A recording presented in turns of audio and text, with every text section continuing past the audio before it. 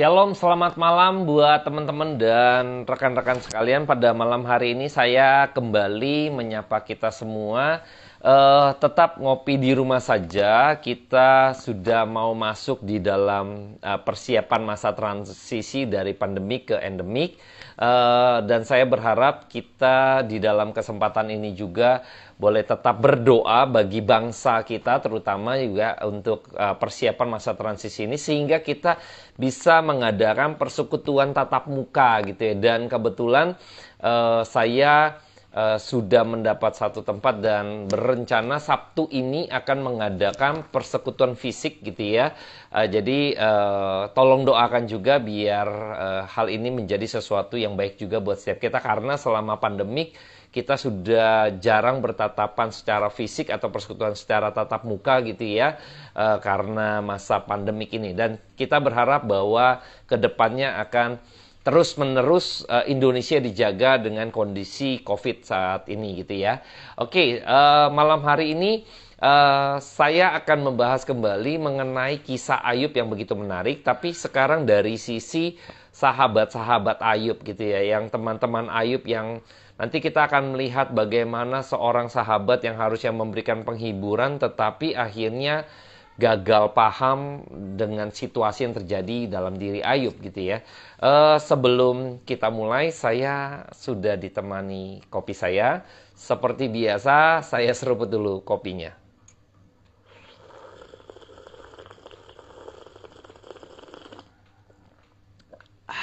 Nah, nikmat ya, hangat ya.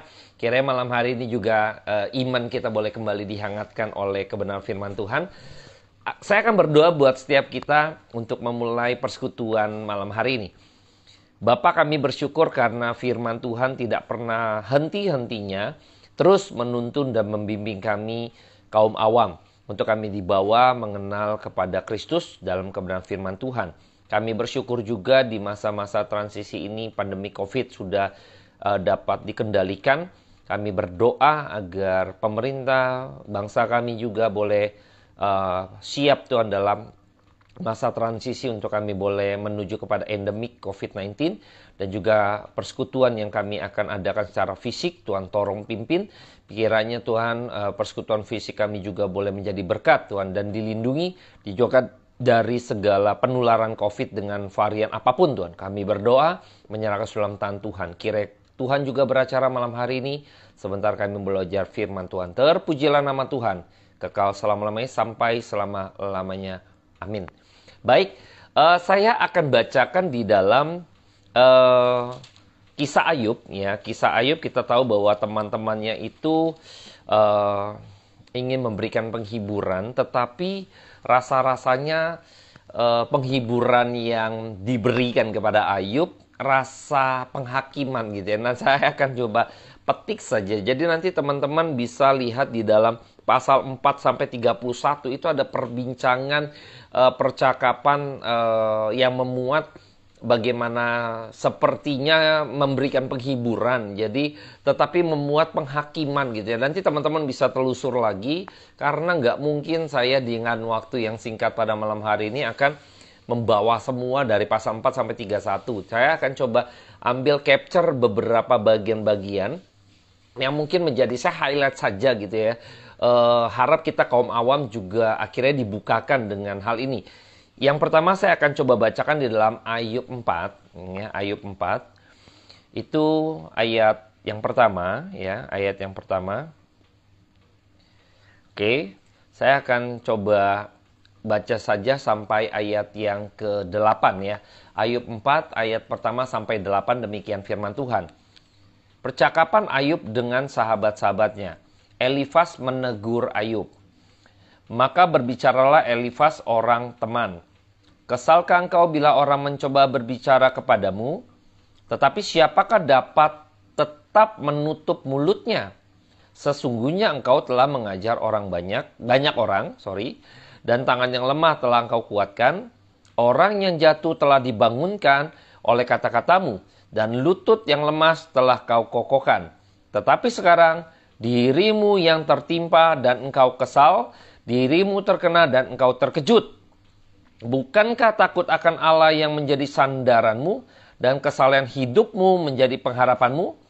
Camkanlah ini, siapa binasa dengan tidak bersalah dan di manakah orang yang jujur dipunahkan? Yang telah kulihat ialah bahwa orang yang membajak kejahatan dan menabur kesusahan, ia menuainya juga. Nah, di sini kita melihat seakan-akan jadi mau mengatakan gitu ya. Camkanlah ini, siapa binasa dengan tidak bersalah dan di manakah orang yang jujur dipunahkan. Apa yang terjadi kepada kamu saat ini malapetaka yang besar terjadi. Sepertinya ini mereka membaca sahabat-sahabatnya ini sepertinya Ayub ini kena tulah gitu ya. Boom, dihukum Tuhan dan lain sebagainya. Padahal kita tahu bahwa ini seizin Tuhan, artinya bukan dari Tuhan. Dalam arti maksudnya gini, iblis yang meminta izin kepada Tuhan untuk bisa menguji Ayub ya. Tuhan ingin menguji Ayub, tetapi iblis gitu, mendompleng ya. Sekali lagi iblis mencobai Ayub gitu ya. Karena Tuhan nggak melihat ada satu kesalahan. Justru Tuhan memberikan predikat gitu ya, yang baik kepada Ayub. Jujur, saleh, menjauhi kejahatan, takut akan Tuhan. 4 hal ini ya, saya sudah bahas di konten sebelumnya. Nah, saya melihat bahwa jadi sahabatnya Ayub ini, Elifaz ini, membaca bahwa engkau kena hukum Tuhan. Dan engkau sudah tidak jujur ya. Hidupmu sekarang sudah tidak saleh. Engkau sudah tidak takut akan Tuhan lagi. Engkau sudah melakukan kejahatan gitu ya. Bayangkan ya. Dengan hal ini yang tadi ayat 7 dan ayat 8. Ini mau memberikan sebuah kesimpulan kepada Ayub. Menegur Ayub dan menyimpulkan bahwa engkau bersalah. Waduh, ini serta-merta Ayub yang menjalankan ini. Ayub juga yang tahu persis itu sebenarnya Ayub gitu ya.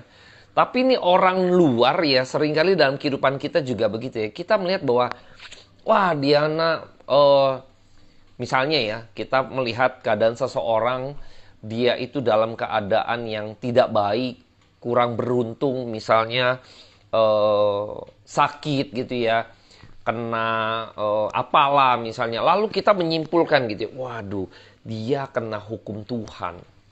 Dia pasti hidup gak beres. Dia pasti hidup gak bener gitu ya. Lalu kita mengkaitkan gitu ya, bahwa dia kena tulah gitu ya. Dan kita coba menginterpretasikan gitu ya, peristiwa yang terjadi pada orang ini gitu ya. Lalu kita menjudge gitu ya, menghakimi gitu ya. Atau membuat kesimpulan dari diri kita yang kita tidak tahu persis apa yang terjadi dalam diri dia, dalam pergumulan dia sebenarnya ya. Jadi kita sebagai analis gitu ya, kita nih terlalu kepo gitu ya. Kita nih terlalu kepo untuk bisa menganalisa kehidupan orang tersebut. Sahabat-sahabat Ayub kepo nih gitu ya. Saya melihat ini sepertinya gitu ya, tahu persis apa yang dijalankan oleh Ayub. Padahal Ayub dia yang tahu persis. Dan kita tahu kisahnya Ayub gitu ya. Ayub ini di dalam babak kedua, babak kedua maksudnya ketika Tuhan mengizinkan sampai iblis menyentuh Ayub gitu ya, dengan sakit penyakit gitu ya. Saya akan kutip, mengingat kita kembali Ayub 2 pasal 2 ayatnya yang ke-10 yang bagian B. Dalam kesemuanya itu Ayub tidak berbuat dosa dengan bibirnya. Ayub tidak melakukan perbuatan yang tidak baik gitu ya. Pada pasal pertama pun, babak yang pertama ya, saya akan ingatkan lagi Ayub 1 ayat 22. Dalam kesemuanya itu Ayub tidak berbuat dosa dan tidak menuduh Allah berbuat yang tidak patut. Dia tidak berbuat dosa gitu loh. Tapi teman-temannya hadir seolah-olah ingin memberikan penghiburan gitu ya. Memberikan peneguhan gitu, atau berbicara menemani Ayub gitu ya. Tetapi yang ada hadir memberikan penghakiman. Mereka coba menyimpulkan dari sudut pandang mereka yang terbatas, yang tidak tahu persis gitu ya, yang lihat secara fenomena, maka dia menyimpulkan itu, mengambil capture itu, lalu dia kaitkan dengan kebenaran atau firman Tuhan misalnya gitu ya. Ini seringkali juga terjadi di dalam kehidupan kita nih. Saya Ini beda tipis ya, beda tipis ya. Ini harus, wah saya harus pelan-pelan nih, saya takut gagal paham juga teman-teman ya. Seringkali banyak orang dalam, misalnya orang-orang gereja ya, terlebih lagi misalnya hamba Tuhan atau penginjil, pengerja yang tahu firman lah. Seakan-akan baik gitu ya, menegur dengan firman misalnya seperti itu ya. Jadi bawa-bawa firman Tuhan untuk menegur gitu ya. Eh, Sampai sini sebenarnya nggak ada yang salah karena firman Tuhan itu sifatnya kebenaran itu yang akhirnya menghakimi seseorang sehingga orang bertobat gitu ya. Tetapi seringkali ini beda tipis dengan orang yang punya motif sebenarnya ingin menjelekkan orang. Tapi lewat firman Tuhan lebih kelihatan rohani. Sebenarnya dia ingin menjatuhkan orang tersebut. Sebenarnya dia ingin juga tanda petik ya, mempermalukan gitu ya di depan orang atau ditegur gitu ya. Kalau misalnya pakai firman kan depan orang banyak tuh nggak masalah, lebih objektif dan lain sebagainya. Sesungguhnya sebenarnya punya motif gitu ya yang jelek tuh sebenarnya. Ada orang seperti ini loh, ada oknum-oknum yang seperti ini gitu ya. Ya kita nggak perlu belajar bagaimana, tetapi biarlah kita jangan sampai ya memiliki motif yang demikian karena emang beda tipis gitu ya. Dan saya harap kita penuh bijaksana di dalam memberikan teguran, ya di dalam memberikan teguran atau menyimpulkan dari peristiwa ya, khususnya seperti Ayub tadi atau teman kita kah, orang yang mengalami sesuatu yang buruk kah, yang tertimpa sesuatu yang tidak baik kah, lalu kita jangan terlalu cepat menyimpulkan lalu memakai ayat untuk menegur gitu, mempersalahkan ataupun menyudutkan orang tersebut gitu ya. Ini seringkali jangan kita terlalu cepat menyimpulkan ya. Seringkali orang terlalu cepat menyimpulkan. Saya akan coba lihat lagi di bagian lain di dalam Ayub 5 gitu ya. Ayub 5 ya. Ayub nih kayaknya apa ya?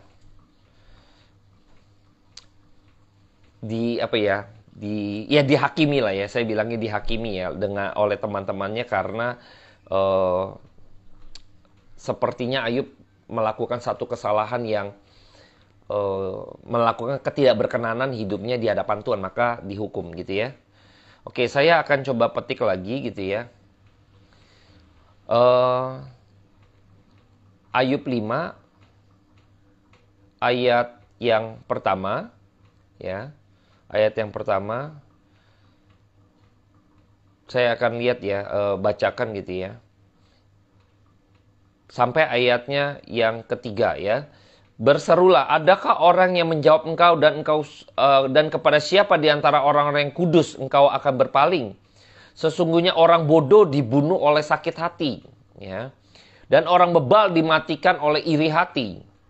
Aku sendiri pernah melihat orang bodoh berakar serta merta kukutuki tempat kediamannya. Ya, lalu nanti baca sendiri ya. Banyak tuh ayat-ayat yang kesannya gitu bahwa Ayub ini tuh ada sebuah kesalahan, ada sebuah yang dia mungkin tutupi atau apa gitu ya, mungkin dia ada kesalahan gitu ya yang ada pada diri Ayub gitu ya, yang Ayub coba teman-temannya ini Elifaz ini untuk mendorong dia supaya Ayub kayaknya mengkoreksi, menyadarkan dia untuk dia mengakui dan lain sebagainya. Maka pada waktu itu sebenarnya Ayub tuh gimana ya? Bayangkan ya, Ayub tidak melakukan kesalahan, lalu semua memberikan interpretasi bahwa dia ada salah gitu ya. Dia introspeksi diri, bukan orang yang sembarangan Ayub gitu ya. Ayub nih bukan orang yang dengan kadar rohani yang apa ya, yang gampang matanya gampang buram gitu ya. Tidak gitu ya. Kita akan coba melihat sanggahan Ayub ya, sanggahan Ayub. Ayub kecewa terhadap sahabat-sahabatnya gitu ya, sahabat-sahabatnya. Coba kita akan lihat di dalam Ayub 6 ya. Ayub 6. Lalu ayat 1 gitu ya. Ayub 6 ayat 1. Saya akan bacakan saja. Nanti saya akan lompat lagi gitu ya. Ayat 1 sampai ayat 3 saja gitu ya. Nanti saya akan loncat dari pasal 6 ini saya akan loncat ayat 29 sampai 30 ya. Kita akan coba lihat. Ayub kecewa terhadap sahabat-sahabatnya. Lalu Ayub menjawab, hendaklah kiranya kekesalan hatiku ditimbang dan kemalanganku ditaruh bersama-sama di atas neraca. Dia berani, ini timbang aja deh gitu ya. Maka beratnya akan melebihi pasir di laut. Oleh sebab itu tergesa-gesalah perkataanku. Saya lompat, ayat 29, berbaliklah, janganlah terjadi kecurangan. Ya. Berbaliklah, aku pasti benar. Apakah ada kecurangan pada lidahku? Apakah langit-langitku tidak dapat membeda-bedakan bencana gitu ya. Nah, Ayub coba melihat bahwa Ayub ini juga bergumul. Bukan Ayub tidak bergumul tentang hal ini, nggak mengintrospeksi diri, nggak merefleksi diri, nggak coba merenungkan ya, bergumul gitu ya tentang maksud Allah, tentang misteri Allah gitu loh. Ini yang tidak dialami oleh teman-temannya. Ya, teman-temannya ini nggak memiliki pergumulan sama seperti Ayub gitu ya.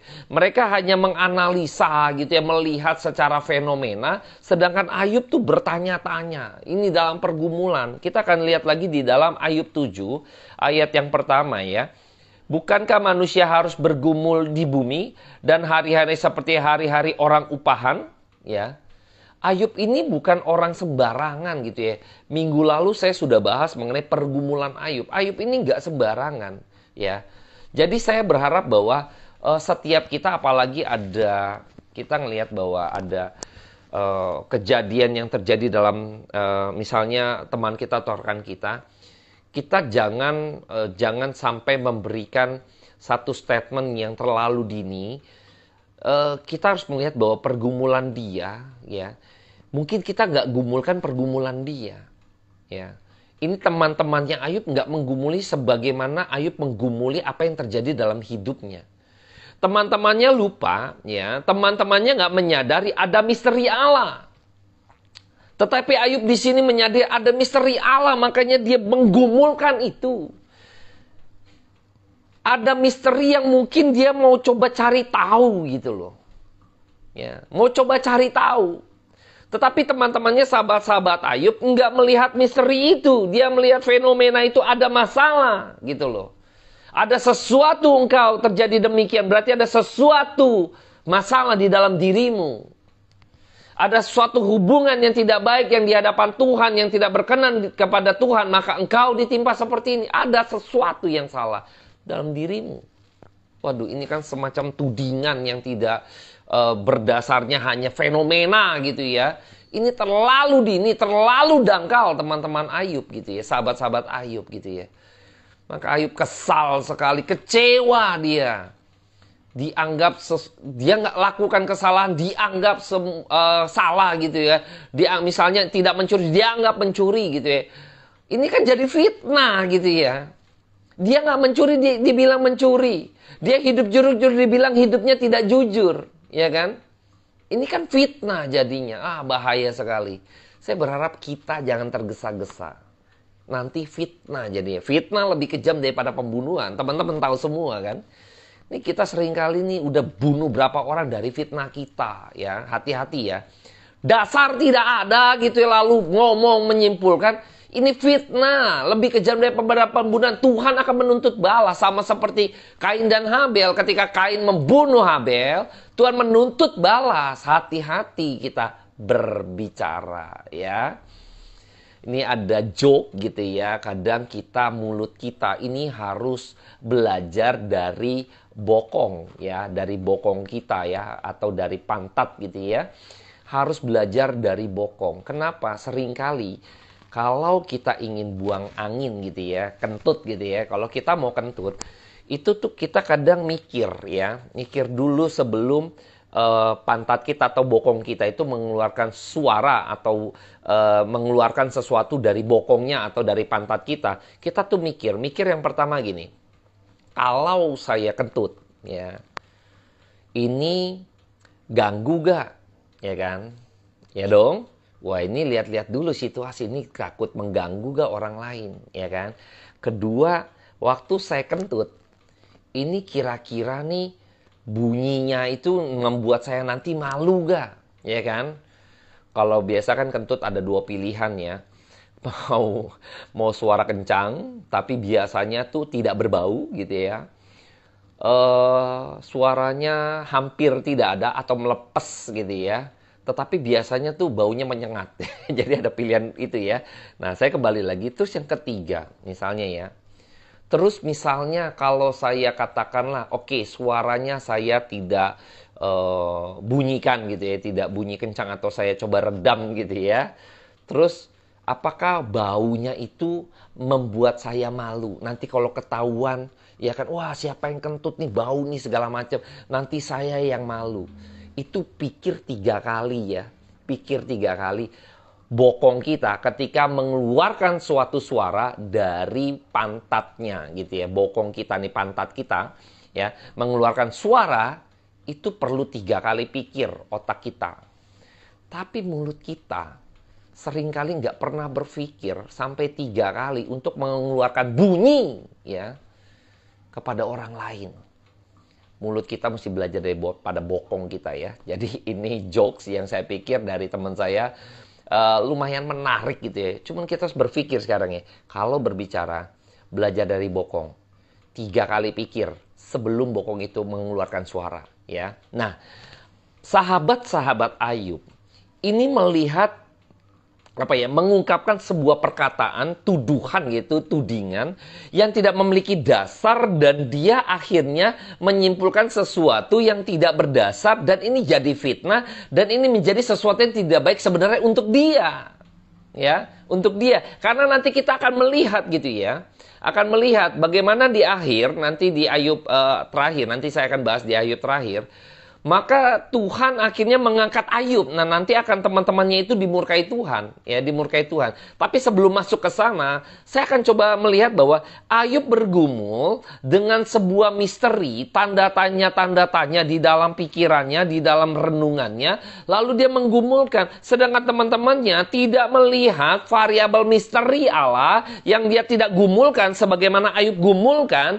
Sahabat-sahabat ini tidak menggumulkan ada variabel lain, yaitu misteri Allah yang dia tidak yang tidak kepikir oleh dia, yang tidak sampai gitu ya pengetahuan dan pengertiannya. Sedangkan Ayub bergumul begitu rupa sampai memikirkan misteri Allah yang seperti apa yang dia sedang cari, yang dia pengen temukan jawabannya.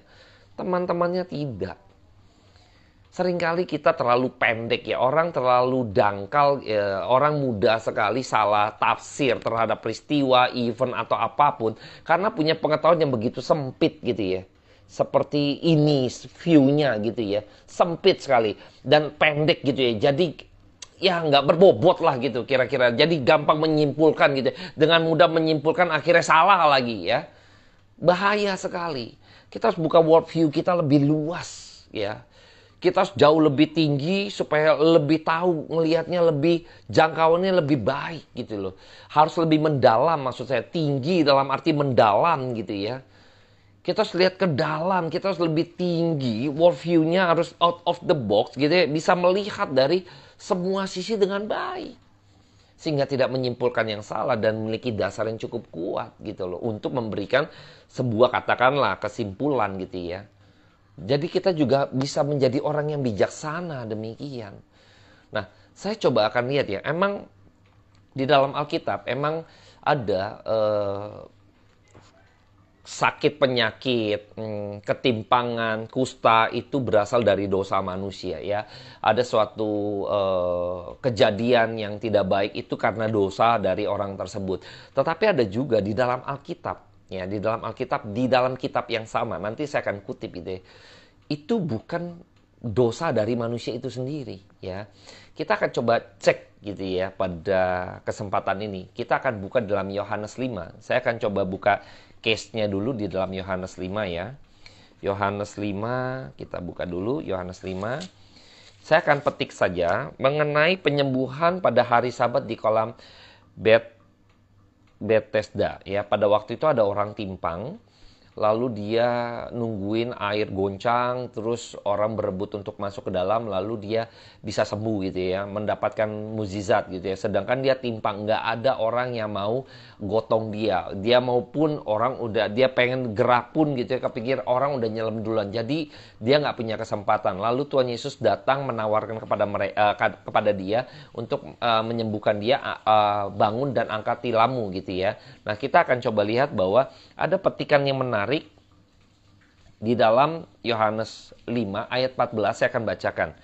Kemudian Yesus bertemu dengan dia dalam bait Allah lalu berkata kepadanya, orang yang sudah disembuhkan ya, engkau telah sembuh, jangan berbuat dosa lagi, supaya padamu jangan terjadi yang lebih buruk.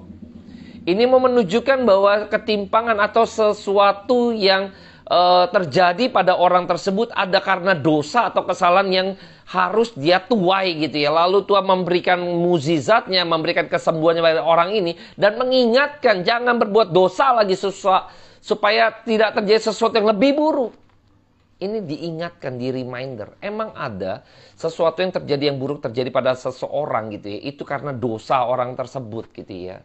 Kita main korek api lalu kita kebakar gitu. Itu karena kita gitu ya.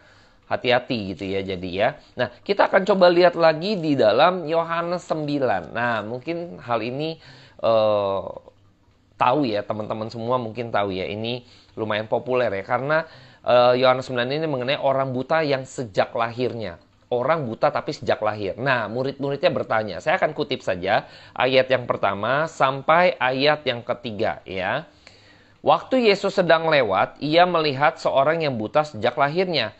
Murid-muridnya bertanya kepadanya, Rabi, siapakah yang berbuat dosa? Orang ini sendiri atau orang tuanya? Sehingga ia dilahirkan buta. Ditanya dong, ini kok buta? Ini sesuatu yang buruk gitu kan. Ini musibah, ini dosa siapa gitu ya. Jawab Yesus, bukan dia dan bukan juga orang tuanya, tetapi karena pekerjaan-pekerjaan Allah harus dinyatakan di dalam dia. Ini mau menunjukkan ada juga sesuatu yang buruk terjadi pada seseorang bukan karena dosa dia atau dosa orang tuanya, bukan dosa siapa-siapa, tetapi ada misteri Allah, yaitu ada pekerjaan Allah, ada maksud Tuhan yang mau Tuhan kerjakan pada orang tersebut. Ini kan misterinya Tuhan. Ya. Ini misterinya Allah, ada misterinya Tuhan yang digumulkan oleh Ayub gitu loh. Ini yang tidak digumulkan oleh sahabat-sahabatnya Ayub. Nggak melihat ada faktor misteri Allah gitu loh. Jadi salah menyimpulkan gitu ya. Nah, saya berharap kita juga jangan gegabah dalam memberikan kesimpulan ya. Apalagi tidak berdasar atau salah tafsir gitu ya. Saya melihat semua jadi sahabat-sahabat ini salah menafsir gitu ya. Bahkan memakai katakanlah bawa-bawa firman atau nama Tuhan, membawa-bawa kebenaran sebenarnya untuk mengkorek gitu ya, untuk menuding Ayub gitu ya. Wah, ini kacau juga ya. Kacau juga ya. Maka kita akan lihat di bagian akhir. Bagian akhir saya akan kutip saja ayat 42. Ayub 42 ayat yang ke-7 ya, ke-7. Ayat 7 sampai ayat yang ke-9 ya. Saya akan membacakan buat setiap kita. Keadaan Ayub dipulihkan. Setelah Tuhan mengucapkan firman itu kepada Ayub, maka firman Tuhan kepada Elifas, orang teman, murkaku menyala terhadap engkau dan terhadap kedua sahabatmu. Karena kamu tidak berkata benar tentang aku seperti hambaku Ayub. Ya.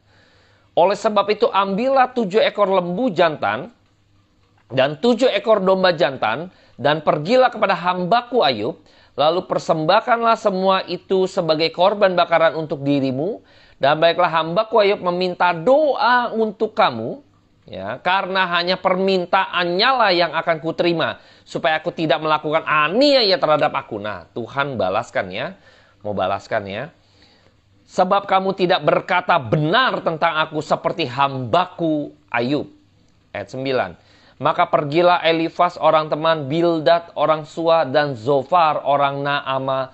Lalu mereka melakukan seperti yang difirmankan Tuhan kepada mereka. Dan Tuhan menerima permintaan Ayub. Bayangkan ya. Bayangkan tuh. Ini sudah, kalau fitnah itu kan jadi membunuh ya. Tuhan marah. Tuhan marah. maka kita harus hati-hati ya. Hati-hati untuk menggunakan perkataan kita. Hati-hati kita di dalam penglihatan kita, analisa kita. Hati-hati dalam menafsir semua peristiwa. Hati-hati dalam berpikir. Hendaklah kita buka wawasan kita. Semakin luas pengetahuan kita, semakin dalam pengertian kita, di situ kita baru bisa paling tidak mendekati gitu ya, menjadi orang yang bijaksana, nggak sembarangan. Jadi saya berharap malam hari ini teman-teman bisa mendapatkan sebagai kaum awam bahwa janganlah kita bergegas untuk mengucapkan sesuatu yang nanti malah mungkin menjadi fitnah dan murka Tuhan turun atas kita. Saya akan akhiri malam hari ini. Kiranya Tuhan memberkati. Saya akan berdoa buat setiap kita. Bapa dalam surga, terima kasih buat malam hari ini. Hamba-Mu selesai berkata-kata dan berbicara, tapi kiranya anugerah Tuhan semakin hari semakin limpah. Untuk hamba-Mu ini boleh terus dipakai oleh Tuhan menyampaikan kebenaran firman Tuhan. Kayak kaum awam, kami juga boleh menyadari bahwa harus kami berhati-hati ketika kami berkata-kata, berbicara, menafsir semua peristiwa yang terjadi dalam kehidupan ini Tuhan. Hendaklah kami memiliki pergumulan yang begitu intim terhadap peristiwa yang terjadi dalam hidup kami, terutama yang tidak menyenangkan atau sesuatu yang buruk terjadi Tuhan. Biarlah kami boleh menahan perkataan kami ya Bapa. Terpujilah nama Tuhan, kekal selama-lamanya sampai selama-lamanya. Amin. Baik teman-teman, terima kasih. Saya seruput kembali kopi saya. Tuhan Yesus memberkati. Selamat malam.